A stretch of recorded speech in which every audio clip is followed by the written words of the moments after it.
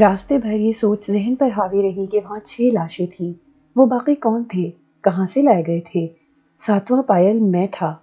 اگر یہ مان لیا جائے کہ اس دن جب بھابیاں بات کر رہی تھیں اور پائل کے بارے میں ذکر کرتے ہوئے نویتا بھابی نے بتایا تھا کہ رمضان پائل ہے، تو ایک پراسرار مکڑا نمودار ہوا تھا اور بھاگ گیا تھا۔ اس وقت میرے بارے میں بھی بات ہوئی تھی، میں بھی پائل تھا، تو کیا 7واں شکار میں ہوں؟ گھر پہنچ کر بھی ذہن بوجھل رہا۔ کئی بار میں نے سوچا کہ کوئی چال چل کر رمضان کی قبر کشائی کرواؤں، لیکن اول تو ایسی کوئی تدبیر ذہن میں آئی نہیں۔ پھر میں نے سوچا کہ یہ سب شیطانی چکر ہے۔ اگر اس کی قبر خالی ملی تو میں کیا کر سکوں گا؟ قبر کشائی کی کیا وجہ بتاؤں گا؟ پھر وہ دوسرے لوگ بھی تو ہیں، ان کی لاشوں کی بھی بے حرمتی ہو رہی ہے۔ پولیس کو خبر کروں تب بھی کوئی فائدہ نہیں ہوگا۔ اگر وہ لاشیں وہاں نہ ملی تو مجھ سے پوچھا جائے گا کہ میں وہاں کیوں گیا تھا۔ حوصلے پست ہو گئے اور خاموشی اختیار کر لی۔ رات کو حسب معمول تیار ہو کر اسپتال پہنچ گیا۔ خوشخبری یہ تھی کہ ڈاکٹر سائرہ دن کی ڈیوٹی میں چلی گئی تھی۔ اس کی جگہ ڈاکٹر نرگس نے لے لی تھی، جو ایک سنجیدہ اور کسی قدر عمر رسیدہ خاتون تھی۔ بوجھل ماحول میں وقت گزرتا رہا، کوئی مصروفیت نہیں تھی۔ رات کو 1 بجے میں اپنی پسندیدہ جگہ آ بیٹھا، لیکن ذہن پر اداسی طاری تھی۔ بیٹھے بیٹھے مجھے ایک دم احساس ہوا کہ کوئی مجھے گھور رہا ہے۔ میں نے چونک کر دائیں بائیں دیکھا، دور دور تک کوئی نہیں تھا۔ تب میری نگاہ ایک ستون کی طرف اٹھ گئی اور میرے بدن میں سرد لہریں دوڑنے لگیں۔ 100% وہی مکڑی یا مکڑا تھا جو اس دن میں نے دیکھا تھا، یا اس سے پہلے میں نے جاوید انصاری کے ہاتھ سے نکلتے ہوئے دیکھا۔ فرق یہ تھا کہ وہ تھوڑی چھوٹی تھی، لیکن اس کی آنکھیں 100% ایسی ہی تھیں۔ ان آنکھوں نے مجھے گھور کر دیکھا تھا اور ایسی آواز ابھری تھی جیسے کسی کیمرے سے تصویر کھینچی گئی ہو۔ اس وقت بھی اس مکڑے کی آنکھیں مجھے گھور رہی تھیں۔ تبھی مجھے یہ احساس ہوا تھا کہ کوئی مجھے گھور رہا ہے۔ معاً مجھے شدید خوف کا احساس ہوا۔ کیا یہ مکڑا اب مجھ پر حملہ آور ہونے والا ہے، کیونکہ میں بھی پائل ہوں؟ مجھے ایک دم وہ تعویذ یاد آیا جو احمد علی نے مجھے دیا تھا، لیکن یہ یاد کر کے میں سخت نروس ہو گیا کہ تعویذ میں دوسرے لباس کی جیب میں چھوڑ آیا تھا، مجھے وہ نکالنا یاد نہیں رہا تھا۔ تبھی میرے کانوں میں ایک باریک نامانوس آواز ابھری، بھوریا چرن ہے ہمارا نام بچے، توہار پتا جی سے ہمارا بڑا لاگ ڈانٹ تھی۔ صاف لگ رہا تھا کہ یہ آواز مکڑے کے منہ سے نکل رہی ہے۔ کہی تھی ہم نے مسعود سے ہزارن بار منوئی کی موت کا کارن نہ بنے، پر نہ مانا۔ ایک سنکھا مرے تو اس کے ساتھ لکھن منوئی مرے ہیں۔ ارے ہمرے تو 3 جنم رہیں، پر او بیچارے مارے گئے، او نہ ہی واپس آئے سنسار ماں، پر ہم آئے گئے۔ ایک تاؤ کی کسر رہے، پر تجھے مارنا نہیں ہے۔ جو کام تیرے پتا نے نہ کیا وہ تو کرے گا، تو ہمیں کھنڈولا بنائے گا رے۔ آواز بالکل صاف آ رہی تھی، مگر اس کا مطلب میری سمجھ میں بالکل نہیں آ رہا تھا، اور پھر جواب بھی میں کیا دیتا؟ وہ کہہ رہا تھا، سوگند بھوانی میاں کی، وہ انعام دیں گے تجھے سنسار میں کہ تو جیون بھر یاد رکھے گا۔ سن، ہم سے جھگڑا نہ کر، ٹھنڈے من سے ہمارے کام کر۔ ہم پہلے تیرا نام بڑا کریں گے، پھر تو ہمارا کام کرنا۔ اسی وقت دور سے 2 نرسیں آتی نظر آئیں تو آواز ابھری، جلدی نہیں ہے ہمیں، سوچ لے آرام سے، فائدے ہی فائدے ہیں، ہم چلتے ہیں، تو اپنا کام کر۔ یہ کہہ کر مکڑا تیزی سے اوپری چھت کی طرف گیا، پھر چھت پر پہنچ کر گم ہو گیا۔ میں دم بخود تھا۔ کیا فضول باتیں سنی تھی میرے کانوں نے؟ الفاظ نامانوس تھے، لیکن غور کرنے سے سمجھ میں آتے تھے۔ دونوں نرسیں میرے پاس سے گزر گئیں، وہ دوسری سمت مریضوں کے کمرے کی طرف جا رہی تھیں۔ میرا ذہن شدید الجھن کا شکار ہو گیا۔ اب بخوبی اندازہ ہو گیا تھا کہ میں کچھ غیر معمولی قوتوں کا شکار ہو گیا ہوں، اور وہ قوتیں ناقابل فہم ہیں۔ اب تک بڑی پرسکون زندگی گزر رہی تھی۔ والد صاحب کاروبار کرتے تھے اور بڑی خوشحالی تھی۔ یہ کاروبار چچا محمود کی شراکت میں تھا۔ پھوپھی شمسا، ماموں اکرام، دادا ریاض جو میرے والد مسعود احمد کے ماموں تھے۔ ایک بھرا پورا خاندان تھا جو زیادہ فاصلوں پر نہیں تھا، سب ایک دوسرے سے ملتے جلتے تھے۔ والد صاحب کسی قدر درویش منش تھے۔ کبھی کبھی گھر میں ہندوستان کا تذکرہ ہوتا تھا جو میرے لیے غیر دلچسپ تھا، اور میں نے ان باتوں کو کبھی غور سے نہیں سنا تھا۔ بڑے دونوں بھائی شادی شدہ تھے۔ پھر والد صاحب کا انتقال ہو گیا۔ میں اپنی تعلیم میں مگن رہتا تھا اور مجھے زندگی کی وہ ڈگر مل گئی تھی جس کے لیے میں نے محنت کی تھی۔ لیکن یہ سب کچھ، کیا میں نے اس مکڑی کے معاملے کو چھیڑ کر غلطی کی تھی؟ لیکن وہ تو میرا کارنامہ تھا۔ ڈاکٹر رضوان نے جس چیز کو معمولی سمجھ کر نظر انداز کر دیا تھا، میں نے اس پر توجہ دے کر جاوید انصاری کو اللہ کے فضل سے نئی زندگی دی تھی۔ یہ میرا فرض تھا جسے مجھے زندگی بھر سر انجام دینا تھا۔ پھر اسے غلطی کیوں کہا جائے؟ دل عجیب سے انداز میں دھڑک رہا تھا، ایک بے چینی سی پیدا ہو گئی تھی۔ کوئی ایسا نہیں تھا جسے ہمراز بناؤں اور اس سے کہوں کہ مجھے ان معاملات سے روشناس کرائے، مجھے صحیح راستہ دکھائے۔ اسی وقت روشنی کی ایک کرن چمکی۔ احمد علی، انہوں نے مجھے کل بلایا تھا۔ اس کے ساتھ ہی مجھے ان کا دیا ہوا تعویذ یاد آ گیا تھا۔ بڑی غلطی ہو گئی، اب مجھے وہ تعویذ ہمیشہ اپنے پاس رکھنا ہوگا۔ رات گزر گئی۔ دوسرے دن معمولات سے فراغت پا کر میں نے احمد علی کے پاس جانے کی تیاری شروع کر دی۔ چھوٹی بھابھی نے میری تیاری پر مجھے چھیڑتے ہوئے کہا، آخر کار اونٹ پہاڑ تلے آ ہی گیا۔ مجھ سے کچھ فرمایا آپ نے؟ میں نے کہا، یہ اڑی اڑی سی رنگت، یہ کھلے کھلے سے گیسو۔ وہ شرارت سے بولی، ماشاءاللہ، آج کل اردو ادب کا مطالعہ ہو رہا ہے، شاید اس طرح کے محاورے اردو ادب میں ہی ملتے ہیں۔ ویسے مجھے بھی شازیہ بہت پسند ہے۔ جی؟ میں نے کان پر ہاتھ رکھ کر کہا، خاص طور سے مجھے روزانہ فون کرتی ہے۔ بھابھی نے اپنی ہانکتے ہوئے کہا، شازیہ؟ میں نے گہری سانس لے کر کہا، جاوید انصاری کی صاحبزادی؟ اللہ اکبر، کیا شان بے نیازی ہے! پیاری بھابھی، بلکہ بہت پیاری بھابھی۔ جھوٹ بولوں تو مر جائے، میرے دل و دماغ کے کسی مفلوج گوشے میں بھی ایسا کوئی احمقانہ خیال نہیں ہے۔ ارے واقعی؟ پھر یہ معمولات میں غیر معمولی تبدیلیاں کیسے ہیں؟ بس میں اسی دنیا کا ایک باسی ہوں، 50 کام ہوتے ہیں۔ میں نے جواب دیا اور بھابھی کا منہ لٹک گیا۔ توبہ توبہ، سارا مزہ کرکرا کر دیا۔ وہ بولی اور میں گہری سانس لے کر اپنے کاموں میں مصروف ہو گیا۔ مجھ پر جو بیت رہی تھی گھر میں کسی کو بتا بھی نہیں سکتا تھا۔ آخر کار تیار ہو کر لانڈھی چل پڑا۔ راستے میں نہ جانے کیا کیا سوچے دامنیں گیر رہی تھیں۔ طویل سفر ختم ہو گیا اور میں منزل پر پہنچ گیا۔ احمد علی چائے خانے کے ایک گوشے میں نظر آئے۔ اس وقت چائے خانہ تقریباً خالی پڑا ہوا تھا۔ میں نے ان کے پاس پہنچ کر سلام کیا اور سامنے بینچ پر بیٹھ گیا۔ چائے منگوا لیتے ہیں؟ وہ بولے۔ جی، میں نے کہا اور احمد علی نے چائے کے لیے کہہ دیا۔ ہم نے چائے کے دوران اس موضوع پر کوئی بات نہیں کی، بس احمد علی نے میرے گھر کے لوگوں کی خیریت پوچھی تھی۔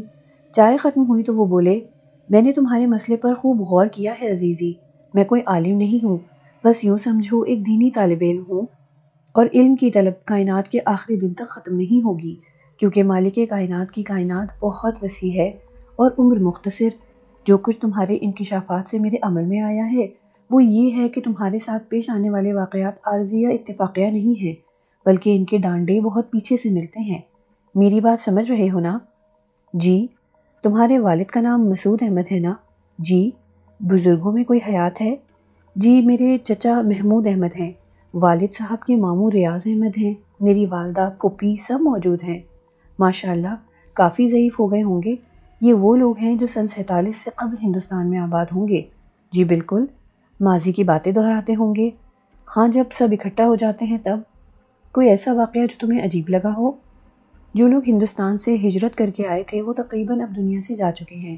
جو حیات ہیں ان کے لیے وہ بھیانک ماضی آج بھی خوفناک یادوں سے بھرا ہوا ہے، اس لیے وہ دہرانے سے گریز کرتے ہیں۔ میں نے ان سے کوئی عجیب بات نہیں سنی۔ اور کوئی ایسی بات جو تمہارے لیے حیرت ناک ہو؟ شدید، میں نے کہا۔ کیا مطلب؟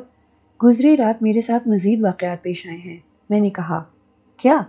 احمد علی چونک پڑے اور میں نے انہیں مکڑی اور اس کے منہ سے نکلنے والے ہر لفظ کے بارے میں پوری تفصیل بتا دی۔ احمد علی کے چہرے پر تشویش کے آثار پھیل گئے۔ کچھ دیر خاموش رہنے کے بعد انہوں نے کہا، بھوریا چرن، شنکھا، کھنڈولا، اوہ میرے مالک، ہماری حفاظت فرما۔ یہ نام کیسے ہیں محترم؟ نہ جاننے والوں کے لیے بے معنی ہے، لیکن اس قدر بھیانک کہ الامان الحفیظ۔ ملت اسلامی صرف دشمن ریاست کا شکار ہی نہیں ہے، بلکہ دین کے دشمن بھی آج تک اسلام کے خلاف سازشوں میں مصروف ہیں۔ ایک کھنڈولا ملت اسلام کے لیے ایٹم بم سے زیادہ خوفناک ہے۔ تمہارے پاس ایک تعویذ ہے؟ جی۔ اس وقت وہ تعویذ تمہارے پاس تھا جب وہ ملعون مکڑا تم سے محو گفتگو تھا؟ جی نہیں، میں نے شرمندگی سے کہا۔ کیا مطلب؟ میں اسے گھر بھول گیا تھا۔ اس نے کہا تھا کہ تمہارے والد سے اس کی لاکھ ڈانٹ تھی اور جو کام انہوں نے نہیں کیا وہ تم کرو گے۔ جی، اس نے یہی کہا تھا۔ اس نے تمہیں لالچ بھی دیا تھا؟ جی۔ بڑی تشویش کی بات ہے۔ میں تمہیں ایک نصیحت کرتا ہوں بیٹے، جس قدر بھی مشکلات پیش آئیں اللہ والوں کو مت بھولنا، ان سے رہنمائی کی درخواست کرنا۔ یہ بھوریا چرن، پدما، شنکھا، کھنڈولا آخر کیا بنا ہے؟ یہ کالے جادو کے مختلف مدارج ہیں۔ ان مدارج میں ساحرانہ، بلکہ یوں کہنا چاہیے کہ شیطانی قوتوں کی کار فرمائی ہے۔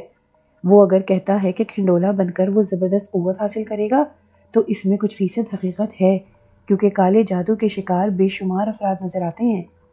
لیکن کیا کوئی کالے جادو کا ماہر دوسرا جنم لے سکتا ہے؟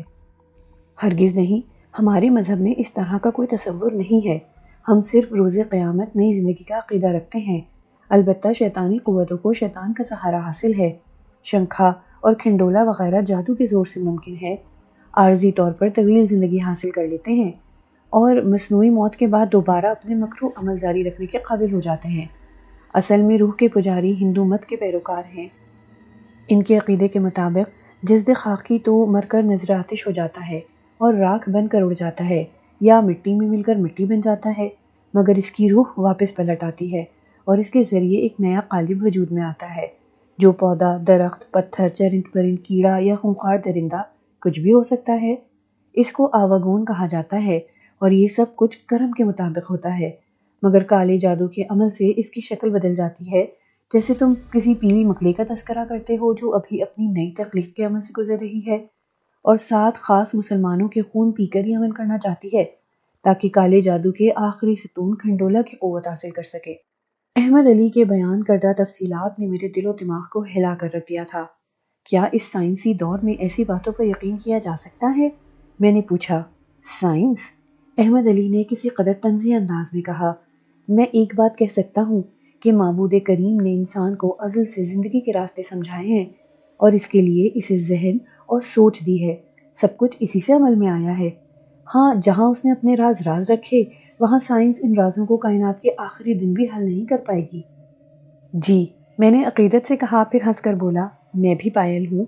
وہ تمہیں ضمانت دے چکا ہے، لیکن میں تمہیں ایک مشورہ دیتا ہوں۔ وہ تعویذ ایک بزرگ کا عطیہ کردہ ہے جو انہوں نے میرے تحفظ کے لیے دیا تھا، اسے احتیاط سے رکھنا۔ جی، میں نے کہا، اور جس طرح بھی ممکن ہے اپنے والد کے بارے میں اپنے بزرگوں، اپنی والدہ یا کسی ایسے شخص سے جن کا تذکرہ تم کر چکے ہو معلوم کرنا۔ میں یہ جاننا چاہتا ہوں کہ اس خبیث روح سے ان کا کیا تعلق رہا ہے اور اب وہ شیطان تم سے کیا چاہتا ہے، جیسا کہ اس کے ان الفاظ سے پتہ چلتا ہے کہ جو کام تیرے پتا نے نہیں کیا وہ تو کرے گا۔ وہ کام کیا تھا؟ ممکن ہے کسی کو معلوم ہو؟ میں پوری کوشش کروں گا معلوم کرنے کی۔ اس کے علاوہ اپنی والدہ سے کہو وہ تمہارا صدقہ دیں۔ کالے جادو کا ایک طاقتور حصہ شنکھا ہے، اس کی تشکیل کا عمل روک دے گا، اسے 7واں پائل نہیں ملے گا۔ میرے لیے کیا حکم ہے؟ بس صدقہ دو، اور جیسا میں نے کہا ہے کہ کسی اللہ والے سے اپنے والد کے ماضی کے بارے میں معلوم کرو۔ میں اپنا کام شروع کرتا ہوں، احمد علی نے جواب دیا۔ پھر میں ان سے اجازت لے کر واپس چل پڑا۔ میرا ذہن مسلسل الجھا ہوا تھا۔ اچھی خاصی زندگی گزر رہی تھی، بلا وجہ الجھنیں پیدا ہو گئیں۔ بس دل کو ایک بے نام سے احساس نے گھیر لیا تھا۔ یہ بھی سوچتا رہا کہ والد صاحب کے ماضی کے بارے میں کسی سے پوچھوں۔ ان کے انتقال کو زیادہ وقت نہیں گزرا تھا۔ پاکستان آنے کے بعد یہ پتہ چلا تھا کہ ان لوگوں کے بارے میں کہ محمود چچا جو پہلے بیرون ملک تھے اب کراچی میں موجود تھے۔ تقسیم کے وقت ہمارے پورے خاندان کو انہوں نے سنبھال لیا تھا اور کسی تکلیف کا شکار نہ ہونے دیا تھا۔ بس اس کے بعد والد صاحب نے چچا کے کاروبار کو سنبھال لیا تھا اور ہم نے پرعیش زندگی گزاری تھی۔ والد صاحب کا ماضی کیا تھا یہ کبھی میرے سامنے نہیں آیا تھا۔ والدہ صاحبہ اللہ میاں کی گائے تھیں، بے حد کم گو، صرف ضرورت کی بات کرتی تھیں۔ دونوں بھابیاں نیک فطرت کی مالک تھیں، خوش گو، خوش مزاج، انہیں کسی الجھن میں گرفتار نہیں کیا جا سکتا تھا۔ شام کو البتہ ایک پریشانی ہو گئی۔ مجھے احمد علی کی ایک بات یاد آ گئی تھی۔ انہوں نے کہا تھا کہ وہ تعویذ ضرور اپنے پاس رکھنا۔ اسپتال جانے سے پہلے میں نے تعویذ کو اپنے لباس میں رکھنے کے لیے وہ کوٹ تلاش کیا جس کی جیب میں تعویذ تھا، لیکن کوٹ میرے وارڈروب میں نہیں تھا۔ پہلے میں نے اسے تلاش کیا، پھر والدہ صاحبہ سے پوچھا، انہوں نے جواب دیا وہیں ہینگر میں تھا، مجھے نہیں معلوم۔ اس کے بعد سارے گھر میں کوٹ تلاش کر لیا گیا، ساری معلومات حاصل کر لی گئیں کہ کہیں وہ ڈرائی کلین کے تو نہیں دے دیا گیا، لیکن کوئی نشان نہ ملا۔ کوٹ غائب تھا۔ تعویذ کے بارے میں کس سے پوچھتا؟ لیکن ایک خیال نے دل میں جگہ بنا لی، کوٹ بلا وجہ نہیں غائب ہوا۔ کچھ پراسرار قوتوں نے وہ تعویذ مجھ سے دور کیا ہے، مگر کیوں؟ کیا مجھے نقصان پہنچانے والے ہیں؟ یہ مسلمہ حقیقت تھی کہ جو واقعات پیش آئے تھے وہ معمولی یا وہم نہیں تھے۔ احمد علی نے اپنے علم کے مطابق بہت تفصیل بتائی تھی۔ ویسے بھی میں کالے جادو کے بہت سے عمل دیکھ اور سن چکا تھا۔ سڑکوں پر بے شمار کالے جادو کے ماہروں کے کاروبار بکھرے ہوئے تھے، اخبارات میں ان کے اشتہارات چھپتے تھے۔ کچھ تو ہوگا، کالے جادو کے توڑ کے دعوے بھی نظر آتے ہیں، لیکن پہلے کبھی ایسا کوئی عمل دیکھا نہیں تھا۔ غرض کے تعویذ کے ساتھ کوٹ بھی گیا تھا۔ کوٹ غالباً اس لیے گم ہوا تھا کہ کالی ناپاک قوتیں اس پاک تعویذ کو ہاتھ نہیں لگا سکتی ہوں گی۔ اسپتال میں رات کی ڈیوٹی بڑی بیزار کن ہوتی ہے، لیکن اس کا ساتھ ہی اب ہلکا سا خوف کا احساس بھی شامل ہو گیا تھا۔ اب جب حالات سے آگاہی ہوئی تھی تو سب کچھ عجیب محسوس ہونے لگا تھا۔ اس دن ڈاکٹر سائرہ کا واقعہ، وہ کون تھا جو سائرہ کے روپ میں آیا تھا اور بلی کے مردہ بدن میں داخل ہو کر بھاگ گیا تھا؟ اس بار پھر سائرہ کی ڈیوٹی میرے ساتھ لگی تھی۔ آج میں اس سنسان کوریڈور میں نہیں آیا تھا جو میری پسندیدہ جگہ تھی اور جس کے باہر تاریک رات بکھری ہوئی تھی۔ کوئی خاص کام نہیں تھا، ایمرجنسی میں بھی حالات نارمل تھے۔ ڈیوٹی روم میں بیٹھا تھا کہ ڈاکٹر سائرہ میرے پاس آ گئی۔ جناب کامران صاحب، خیریت؟ کوئی کام نہیں ہے پھر بھی آپ یہاں نظر آ رہے ہیں؟ اس سے پہلے کہ میں کوئی جواب دیتا اس نے عادت کے مطابق کہا، حالانکہ کوریڈور ہمیشہ آپ کے دم سے آباد رہتا ہے اور سب کا خیال ہے کہ اس کوریڈور سے آپ کا لگاؤ بلا وجہ نہیں ہے، کوئی بھولی بسری یاد اس سے ضرور وابستہ ہے۔ خیریت ڈاکٹر سائرہ، آج خلاف توقع آپ کچھ رومانٹک ہو رہی ہیں، میں نے خوشدلی سے کہا۔ وہ تو میں ہمیشہ سے ہوں، آپ نے غور نہیں کیا یہ الگ بات ہے، ڈاکٹر سائرہ نے کہا، پھر بولی، کوئی مصروفیت تو نہیں ہے؟ نہیں کیوں؟ مجھے بھی مصروفیت ہے، آپ وہاں جا کر بیٹھیں، میں نیاز خان سے کافی کے لیے کہہ کر آتی ہوں۔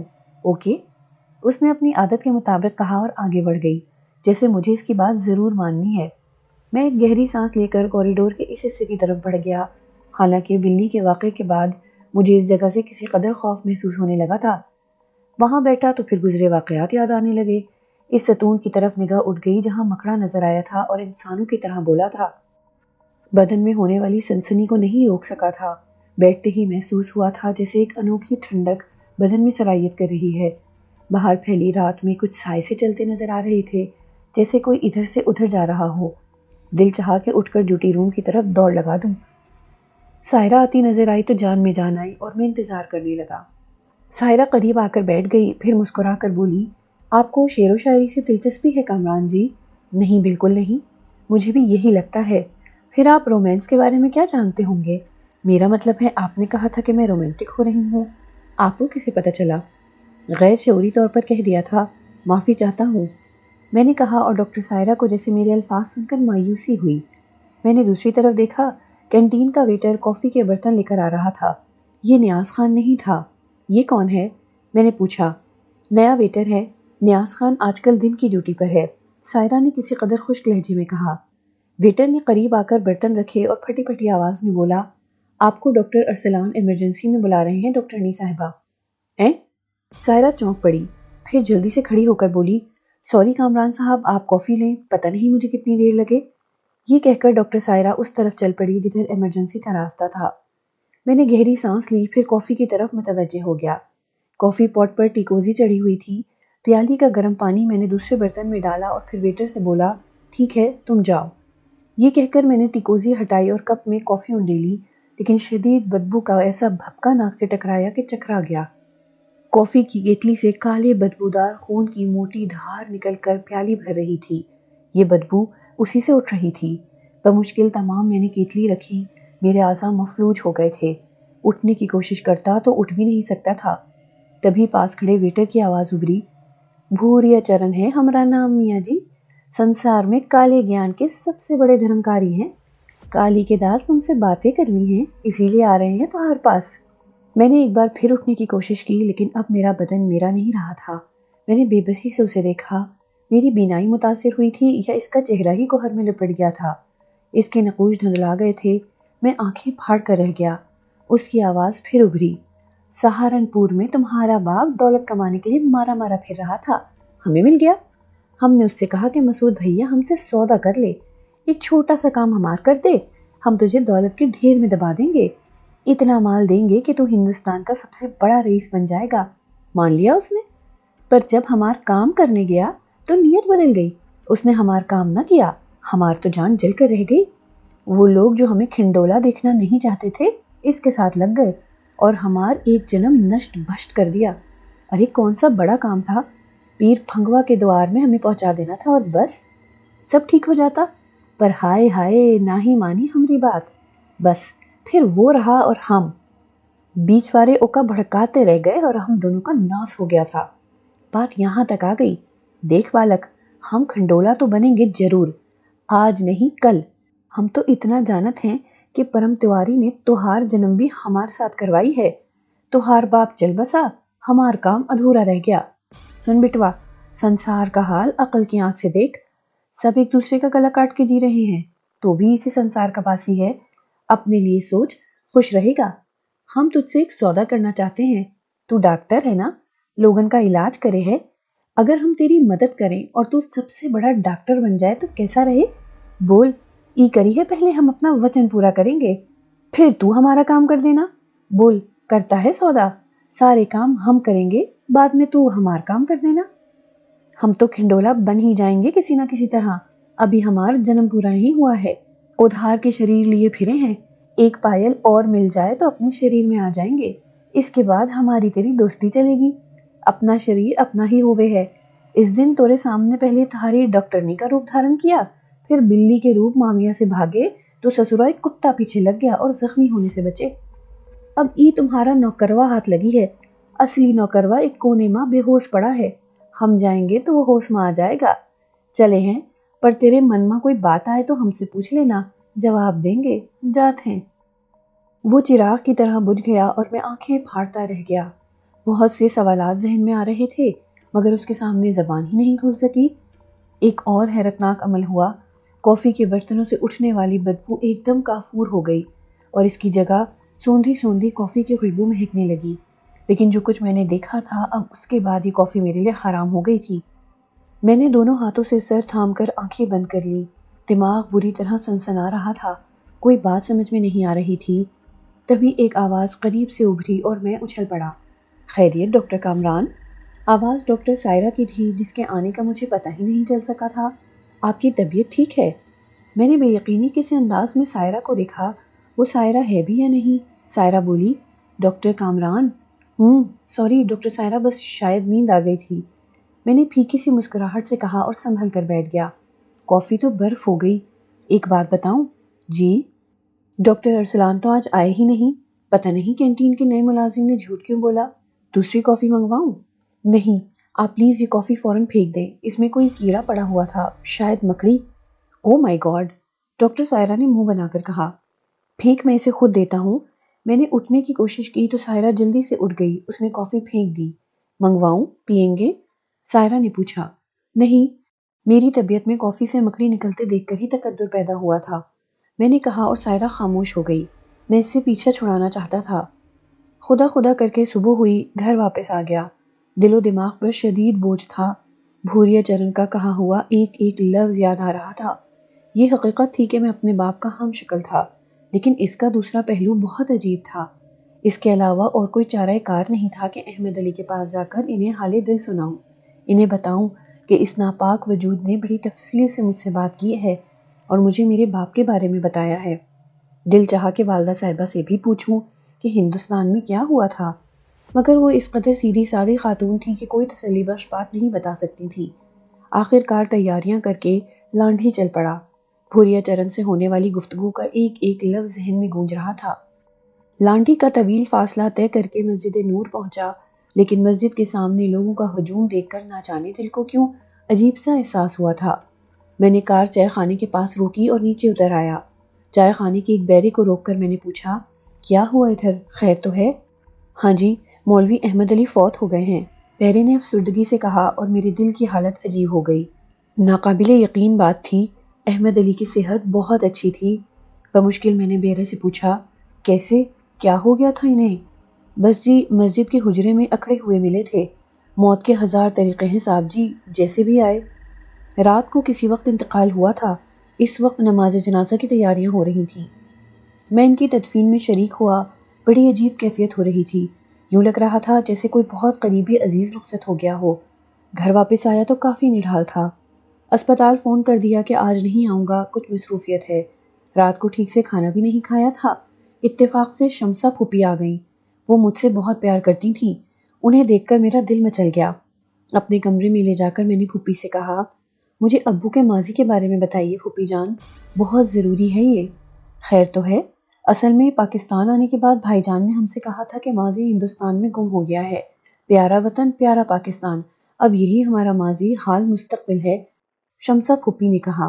براہ کرم مجھے بتائیے۔ ہم سہارنپور میں رہتے تھے، ابو کاروبار کرتے تھے، اچھی زندگی گزر رہی تھی کہ بھیا کو ایک ہندو سادھو ملا جس کا نام بھوریا چرن تھا۔ اس نے مسعود بھیا کو سبز باغ دکھائے کہ وہ انہیں کروڑپتی بنا دے گا، وہ ایک جادو کا پتلا ایک بڑے بزرگ پیر پھاگن کے مزار پر پہنچا دے۔ اللہ نے بھیا کے دل میں ایمان جگا دیا، انہوں نے مزار کی بے حرمتی کرنے سے انکار کر دیا۔ بھوریا چرن جو مکڑی بن جاتا تھا بھیا کا جانی دشمن بن گیا، اس نے جادو کے زور سے ہمیں تباہ و برباد کر دیا۔ بھیا کو پھانسی کی سزا ہو گئی مگر وہ بچ گئے، لیکن بہت برے حوال ہو گئے۔ محمود بھائی، مامو ریاض اور جتنے تھے سب تباہ ہو گئے۔ بڑی مصیبتیں اٹھائیں ہم سب نے، مگر بھیا نے ایمان ہاتھ سے نہ جانے دیا۔ برسوں حالات خراب رہے، پھر اللہ نے ان کے دن پھیرے، سب بچھڑے مل گئے تھے۔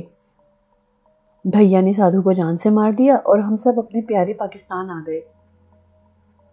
یہاں محمود بھائی مل گئے اور انہوں نے ہم سب کو سنبھال لیا۔ یہ ہے ہماری کہانی۔ بات سمجھ میں آ گئی۔ میں والد صاحب کا ہم شکل تھا اور جادوگر بھوریا چرن نہ جانے کس چیز کا ماہر بننا چاہتا تھا۔